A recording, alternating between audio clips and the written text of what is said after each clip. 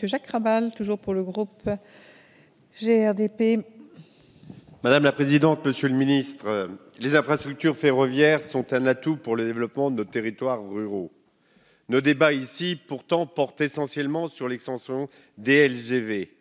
Mais pour financer le tout TGV, les lignes traditionnelles ont été oubliées depuis de nombreuses années. Pourtant, elles transportent quotidiennement des centaines de milliers de nos habitants. Depuis 4 ans, j'interviens sur cette problématique très aiguë pour Château-Thierry et le sud de l'Aisne. Pour les 6 000 voyageurs journaliers et pour le fret, le pire est à craindre. En 2015, sur les lignes TER, Vallée de la Marne et Transilien, tous les records ont été battus d'incidents, de retards, d'annulations de trains.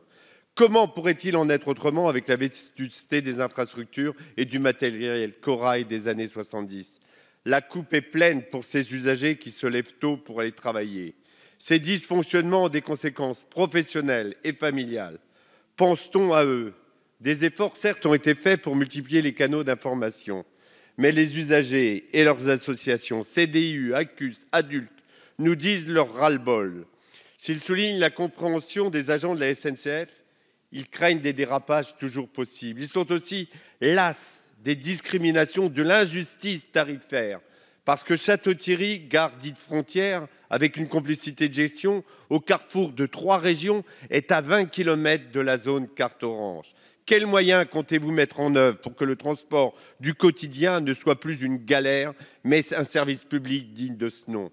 Et sur la ligne Meaux-Lizy-La Ferté-Milon, quid de son électrification ? Qu'en est-il de la fermeture annoncée de la ligne voyageurs La Ferté-Milon, Ferrand-Tardenois, Fismes, Reims ?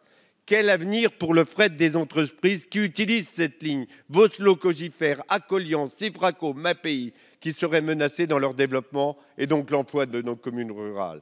Monsieur le ministre, quel est le devenir de cette ligne ? La problématique interrégionale impose une table ronde avec l'État, la SNCF, les 3 régions, les responsables TER, Transilien, les associations et les élus locaux. Compte tenu de l'exaspération et de la colère des usagers que je partage, des engagements concrets doivent être pris. Il faut agir avant qu'il ne soit trop tard. Merci. La parole est à Monsieur le ministre des Transports.